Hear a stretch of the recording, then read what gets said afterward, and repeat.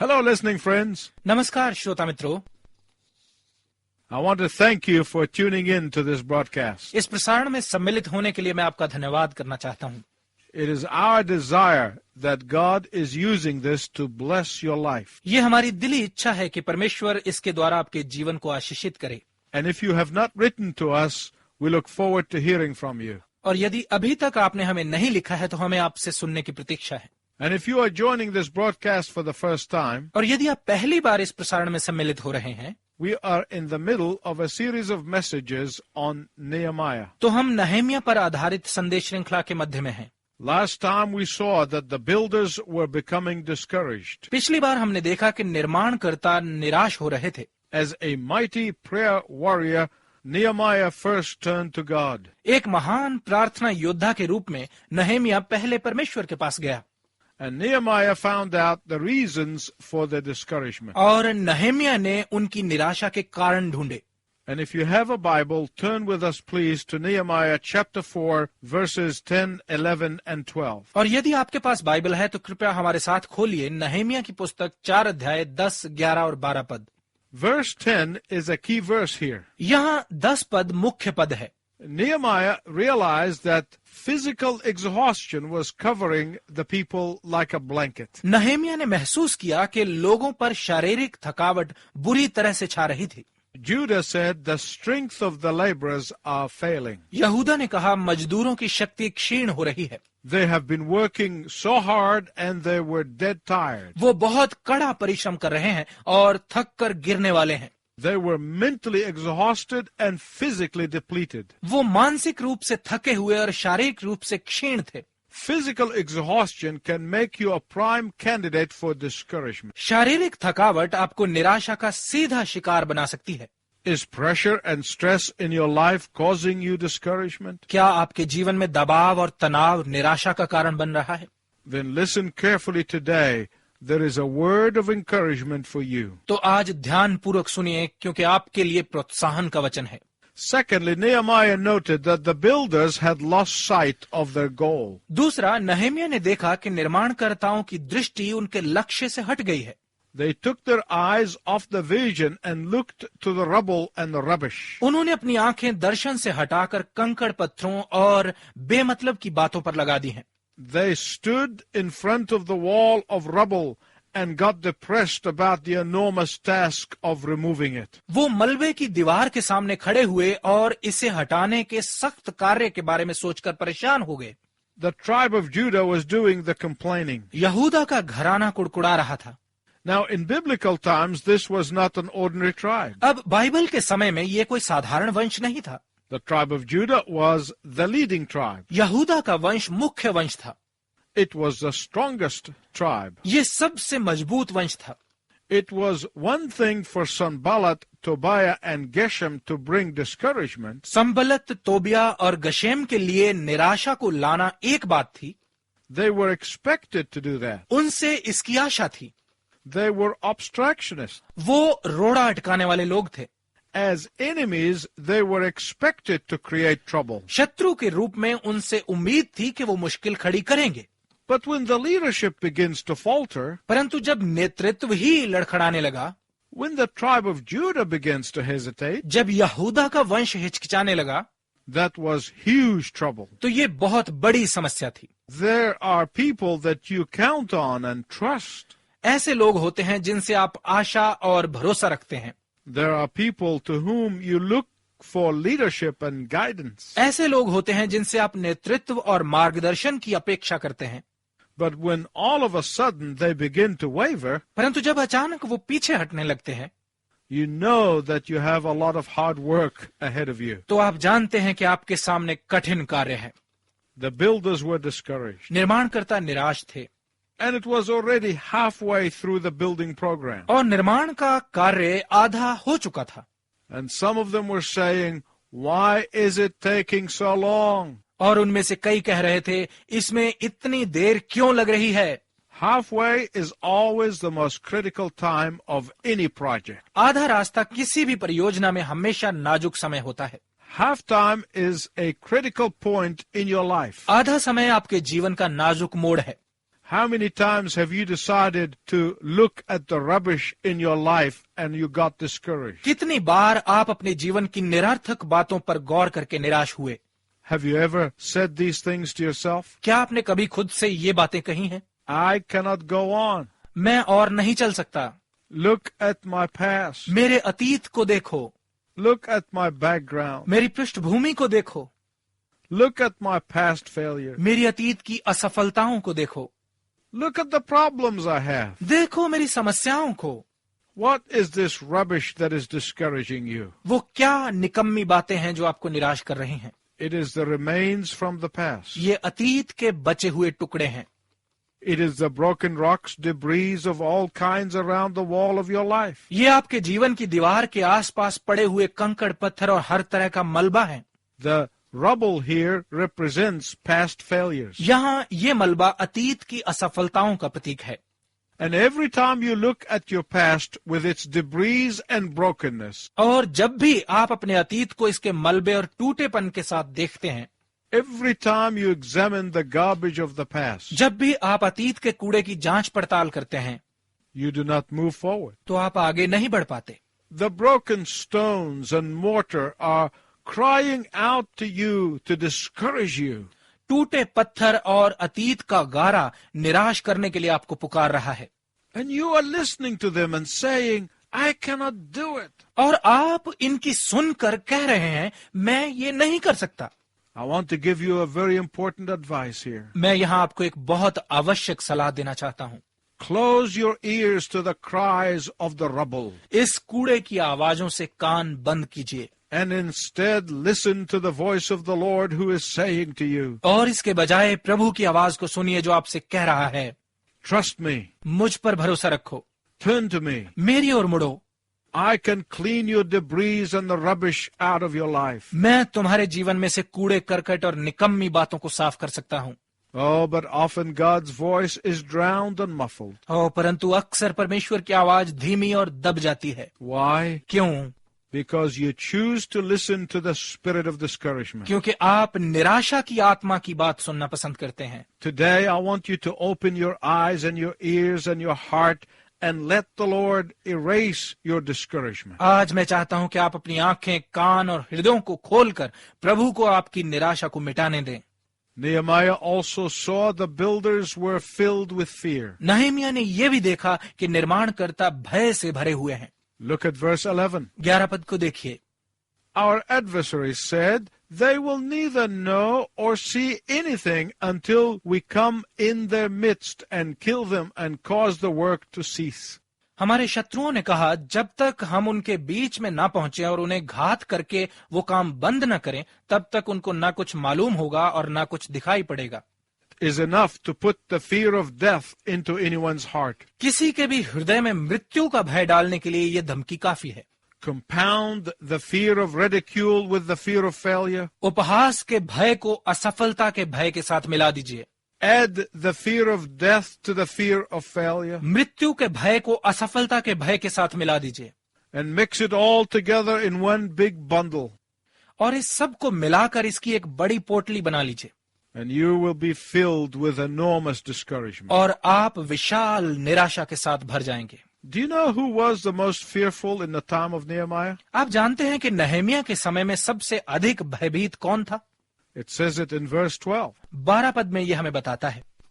So it was when the Jews who dwelt near them came and told us. फिर जो यहूदी उनके पास रहते थे उन्होंने आकर हमें बताया। It was the people who lived closest to their enemy who had the greatest dread. वो लोग जो शत्रु के बिल्कुल पास रहते थे वही सबसे ज्यादा भयभीत थे। When you live too close to Satan, your enemy, जब आप अपने शत्रु शैतान के ज्यादा पास रहते हैं, you will be a bundle of nerves. तो आप भारी बेचैनी में रहेंगे।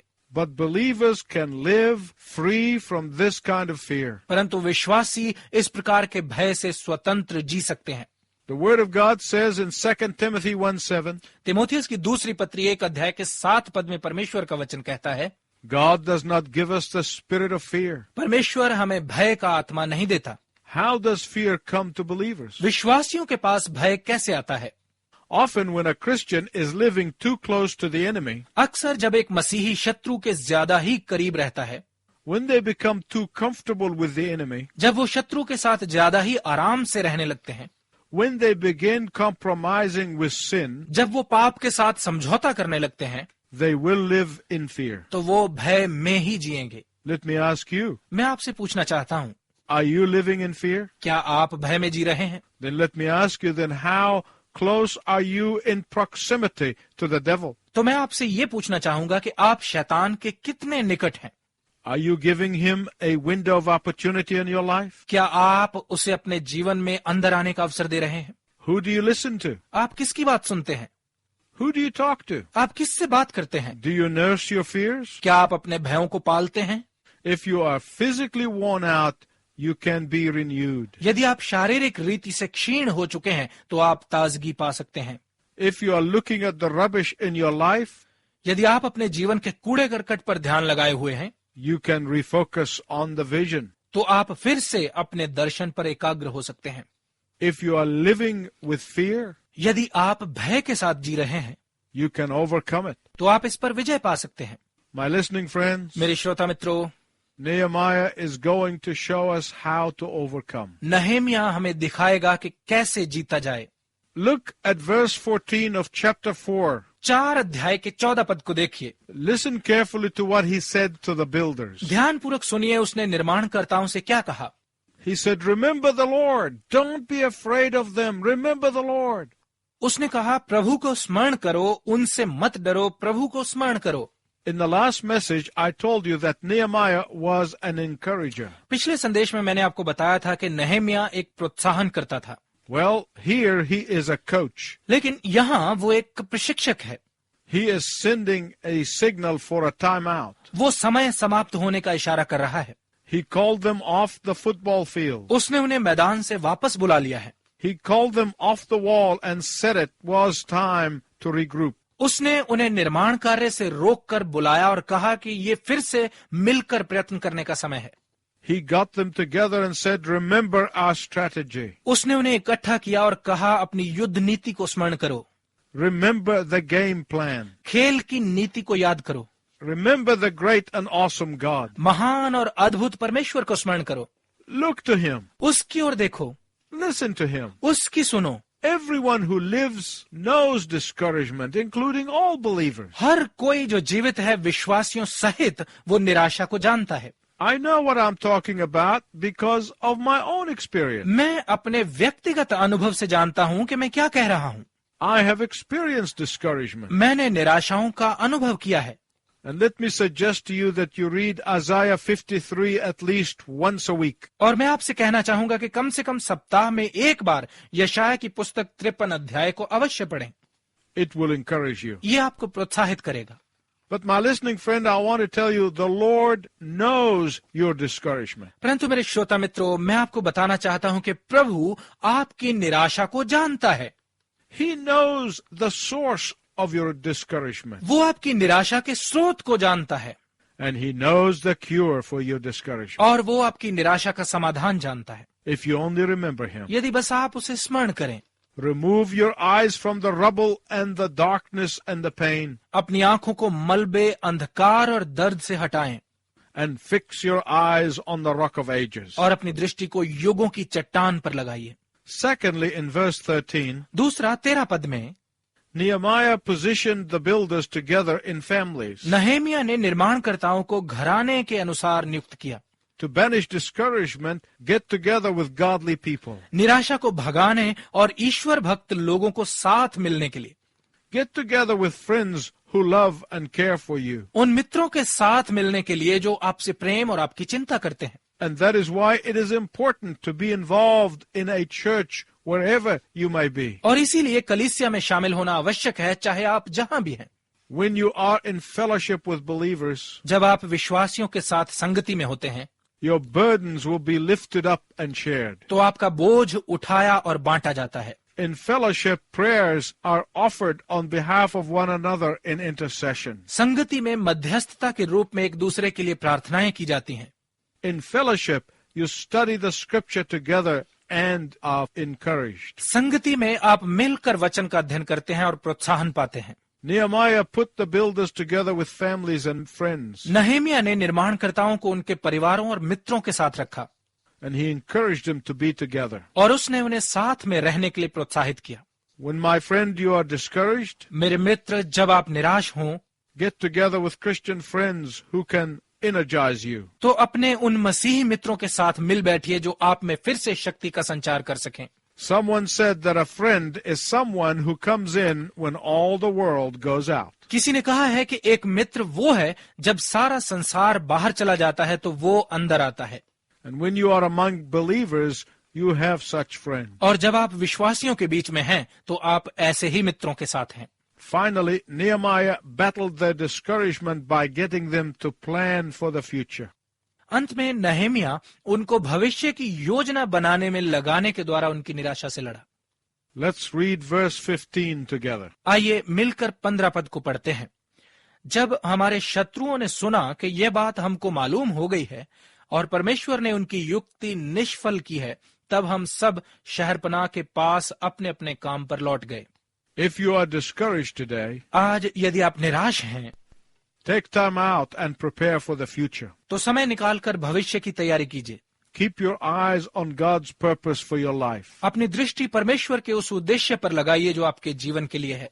When you keep your eyes focused on Jesus, जब आप अपनी दृष्टि यीशु पर लगाए रखते हैं you will get to the mountain top after you have been in the valley. तो आप घाटी में रहने के बाद पर्वत शिखर पर पहुंच जाएंगे। You will get the victory after you've been defeated. आप पराजय पाने के बाद विजय तक पहुंच जाएंगे। You will get the strength after you experience weakness. आप कमजोरी का अनुभव करने के बाद बल पाएंगे। I want to tell you something to the glory of God. मैं परमेश्वर की महिमा के लिए आपको कुछ बताना चाहता हूँ। Most of the greatest testimonies to the power of the Lord were born out of discouragement. प्रभु की शक्ति की अधिकतर गवाहियां निराशा में से ही पैदा हुई। So say to yourself, I refuse to quit. तो आप खुद से कहिए, मैं पीछे नहीं हटूंगा, I refuse to surrender. मैं समर्पण नहीं करूंगा, I will plan for future blessings. मैं भविष्य की आशीषों की योजना बनाऊंगा, Because that is what God wants me to do. क्योंकि परमेश्वर मुझसे यही चाहता है। God's word promises us that we can defeat discouragement परमेश्वर का वचन हमसे वादा करता है कि हम निराशा को पराजित कर सकते हैं through the victory that is ours in Jesus Christ. उस विजय के द्वारा जो यीशु मसीह में हमारी है। Only the reality of having the Lord Jesus Christ as the Savior and the Lord of your life will strengthen you. केवल प्रभु यीशु मसीह को आपके जीवन का उद्धारकर्ता और प्रभु होने की वास्तविकता ही आपको बल दे सकती है। Only the reality of having Jesus by your side will truly give you the strength to face life's discouragement. केवल यीशु के आपके साथ होने की वास्तविकता ही आपको सच में जीवन की निराशा का सामना करने की शक्ति देगी। Only the word of God and the promises of God will lift you up. केवल परमेश्वर का वचन और परमेश्वर की प्रतिज्ञाएं ही आपको ऊंचा उठाएंगी। But you must appropriate the promises of God. परंतु आपको परमेश्वर की प्रतिज्ञाओं के अनुसार होना आवश्यक है। And you can do that today. और आप आज ही ऐसा कर सकते हैं। Until we meet again, I wish you God's richest blessing. हमारे दोबारा मिलने तक मैं आपके लिए परमेश्वर की उत्तम आशीष की कामना करता हूँ।